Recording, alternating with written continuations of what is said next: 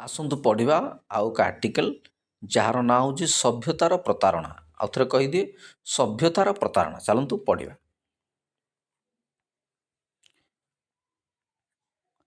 ଆଦିମ ମାନବ ଅରଣ୍ୟରେ ରହୁଥିଲା ଓ ପଶୁପକ୍ଷୀ ଶିକାର କରି ସେମାନଙ୍କ ମାଂସ ଖାଇ ବଞ୍ଚୁଥିଲା। ସେ ନରମାଂସ ଖାଇବା ପାଇଁ ମଧ୍ୟ କୁଣ୍ଠାବୋଧ କରୁନଥିଲା ବୋଲି ନୃତତ୍ତ୍ୱବିତ୍ମାନଙ୍କ ମତ। ଗୋଟିଏ ପଶୁ ଆଉ ଏକ ପଶୁ ସହ ସଂଘର୍ଷ କରିବା ପରି ଗୋଟିଏ ମଣିଷ ଗୋଷ୍ଠୀ ଆଉ ଗୋଟିଏ ମଣିଷ ଗୋଷ୍ଠୀ ସହ ଭୟଙ୍କର ସଂଘର୍ଷରେ ବ୍ୟାପୃତ ରହୁଥିଲେ। ମୋଟ ଉପରେ ମଣିଷ ଥିଲା ବର୍ବର। ସେ ପଶୁବତ୍ ଉଲଗ୍ନ ରହୁଥିଲା ଓ ପ୍ରବୃତ୍ତିଗତ ଜୀବନଯାପନ କରୁଥିଲା। କ୍ରମେ ସେ ପୋଷାକ ପିନ୍ଧି ନିଜକୁ ସୁନ୍ଦର ମଣିଲା। ତା'ର ସୌନ୍ଦର୍ଯ୍ୟ ଜ୍ଞାନ ବିକଶିତ ହେଲା ଓ ସେଥିରୁ ସୃଷ୍ଟି ହେଲା କଳା, ସ୍ଥାପତ୍ୟ ଓ ସାହିତ୍ୟ। ଜୀବନକୁ ଉନ୍ନତ କରିବା ପାଇଁ ସେ ନୂଆ ନୂଆ କଥା ଚିନ୍ତା କଲା। ଫଳରେ ବୈଜ୍ଞାନିକ ଉଦ୍ଭାବନ ଓ ଆବିଷ୍କାର ସମ୍ଭବ ହେଲା। ସେ ସମାଜକୁ ଶୃଙ୍ଖଳିତ କରିବା ପାଇଁ ଆଇନ ତିଆରି କଲା ଓ ତାକୁ ମାନି ଚଳିଲା। ଏହି ପ୍ରକ୍ରିୟାରେ ବର୍ବର ମଣିଷ ସଭ୍ୟ ହେଲା।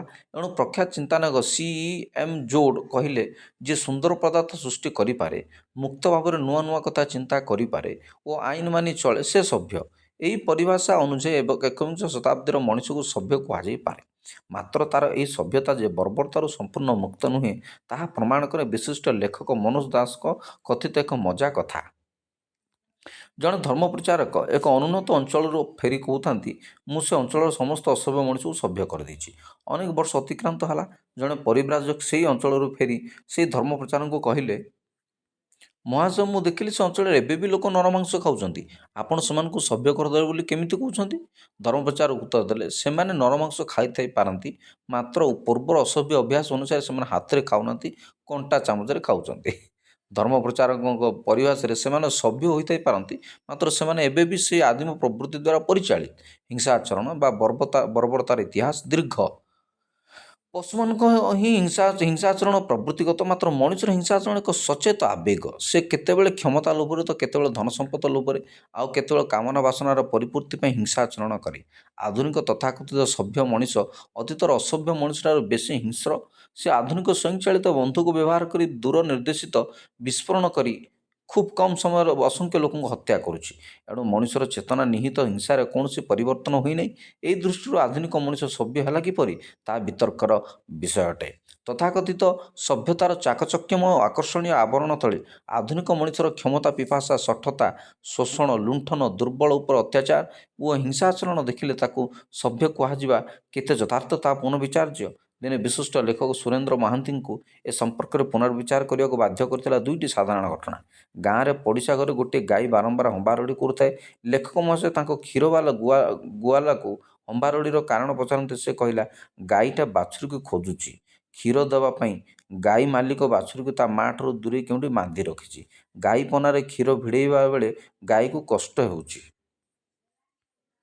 ସେ ତା'ର ବାଛୁରୀକୁ ଖୋଜୁଛି, ପନାର କ୍ଷୀର ପିଆଇ ଦେଲେ କଷ୍ଟ ରହନ୍ତା ନାହିଁ, ହେଲେ ବାଛୁରୀକୁ ପାଉନାହିଁ।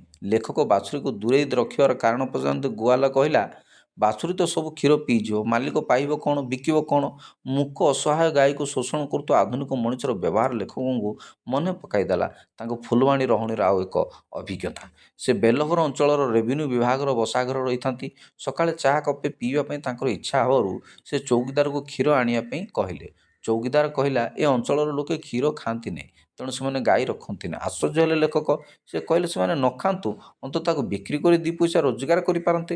ତାଙ୍କୁ ଆହୁରି ଚକିତ କରିଥିଲା ଚୌକିଦାରର ପରବର୍ତ୍ତୀ କଥା। ସେ କହିଲା, ଏଠାକାର କନ୍ଧମାନେ କହନ୍ତି କ୍ଷୀର ଉପରେ ବାଛୁରୀର ଅଧିକାର। ସେମାନେ ବାଛୁରୀ ମୁହଁରୁ ତା'ର ଆଧାର ଛଡ଼ାଇବେ କାହିଁକି? ସେମାନେ କ୍ଷୀର ଦୁହନ୍ତି ନାହିଁ, ବାଛୁରୀ କ୍ଷୀର ପିଇଯାଏ। ଏହି ପ୍ରସଙ୍ଗରେ ଲେଖକ ସୁରେନ୍ଦ୍ର ମହାନ୍ତିଙ୍କ ମନ୍ତବ୍ୟ ହେଉଛି, ସବୁ ସଭ୍ୟତାର ଭିତ୍ତି ହେଉଛି ଶୋଷଣ ଓ ଲୁଣ୍ଠନ। ଦୁର୍ବଳକୁ ଶୋଷଣ କରି ଗଢ଼ି ଉଠେ ସବୁ ସଭ୍ୟତାର ଚାରମିନାର। ମଣିଷ ହେଉଛି ମଣିଷର ସବୁଠାରୁ ବଳି ଶୋଷକ। ସିଏ ରାଷ୍ଟ୍ର ହେଉ, ସାହୁକାର ମହାଜନ ହେଉ, ସବୁ ପ୍ରକାର ଭେଦ ମାତ୍ର। ସେହିଦିନ ମୁଁ ଭାବି ଆସୁଛି, ମଣିଷ ଯଦି କେଉଁଦିନ ଅଭିବ୍ୟକ୍ତିର କୌଣସି ଏକ ପର୍ଯ୍ୟାୟରେ ଆଦର୍ଶ ସଂସ୍କୃତି ସମ୍ପନ୍ନ ମଣିଷ ହୋଇପାରେ, ତାହେଲେ ସେ ହେବ ଜଣେ ଲେଙ୍ଗୁଟି ପିନ୍ଧା ଆଦିବାସୀ। ଅବଶ୍ୟ ତା'ଠାରେ ରହିବ ଶୁଚିବୋଧ, ଶିକ୍ଷା ଓ ସଂସ୍କୃତି। ସେହିଦିନ କେବଳ ଶୋଷଣମୁକ୍ତ ସମାଜ ସମ୍ଭବ ହୋଇପାରିବ। କିନ୍ତୁ ସେ ଶିକ୍ଷା ଓ ସଂସ୍କୃତି ସମ୍ପନ୍ନ ହେବା ପରେ ପୁଣି ଯେ ଏକ ଶୋଷକ ସାଜି ଗାଈ ଦୁହିଁବା ପାଇଁ ବାଛୁରୀକୁ ଅଲଗା କରି ନ ରଖିବ, ତା'ର କେଉଁ ସ୍ଥିରତା ଅଛି କି? ସଭ୍ୟତା ପ୍ରକୃତରେ ଏକ ଅଭିଶାପ।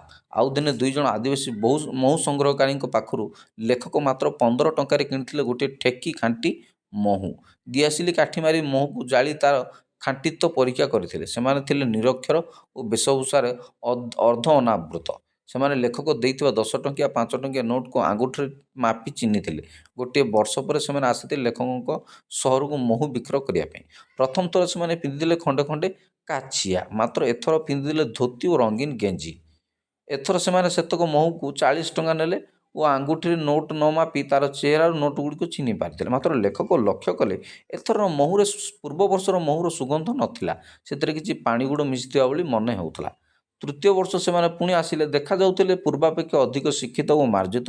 ଲେଖକ ପୁଣି ସେମାନଙ୍କଠାରୁ ମହୁ କିଣିବା ବେଳେ ତା'ର ବିଶୁଦ୍ଧତା ପରୀକ୍ଷା କରିବା ପାଇଁ ଦିଆସିଲି କାଠି ମାରିଲେ, ମାତ୍ର ମହୁ ଜଳିଲା ନାହିଁ। ଲେଖକ ବିରକ୍ତ ହୋଇ କହିଲେ, ତୁମେ ମହୁ ଭେଜାଲ। ସେମାନଙ୍କ ମଧ୍ୟରୁ ଜଣେ କହିଲା, ବାବୁ ଆଉ ଖାଣ୍ଟି ଜିନିଷ କାହିଁ? ଆଜିକାଲି ସବୁ କିଛି ଭେଜାଲ। ଏଣୁ ସେଦିନର ଖାଣ୍ଟି ମହୁ ଆଜି ମିଳିବ କିପରି? ଏହି ଅଭିଜ୍ଞତା ଲେଖକଙ୍କୁ ସଭ୍ୟତାର ନୂତନ ସଂଜ୍ଞା ଖୋଜିବାକୁ ବାଧ୍ୟ କରିଥିଲା। ପ୍ରଥମ ସାକ୍ଷାତ ସମୟରେ ଯେଉଁ ଆଦିବାସୀମାନେ ଥିଲେ ନିରକ୍ଷର, ବନ୍ୟ ଓ ଅମାର୍ଜିତ ସମୟରେ ଗତିରେ ସେମାନେ ହେଲେ ଶିକ୍ଷିତ ଓ ମାର୍ଜିତ। ସଭ୍ୟ ହେବା ପଥରେ ସେମାନେ ଆଗେଇଲେ, ମାତ୍ର ତାଙ୍କ ଚରିତ୍ରର ଗୁଣାତ୍ମକ ଅଧୋଗତି ଓ ବିକୃତି ମଧ୍ୟରେ। ଏଣୁ ସୁରେନ୍ଦ୍ର ମହାନ୍ତି ତାଙ୍କ ଶେଷ ସ୍ତମ୍ଭରେ ଲେଖିଲେ, ସଭ୍ୟତାର ଅନ୍ୟ ନାମ ହେଉଛି ବିକୃତି ଓ ଶଠତା। ଏତିକି ସତ ରହୁଛି। ଧନ୍ୟବାଦ।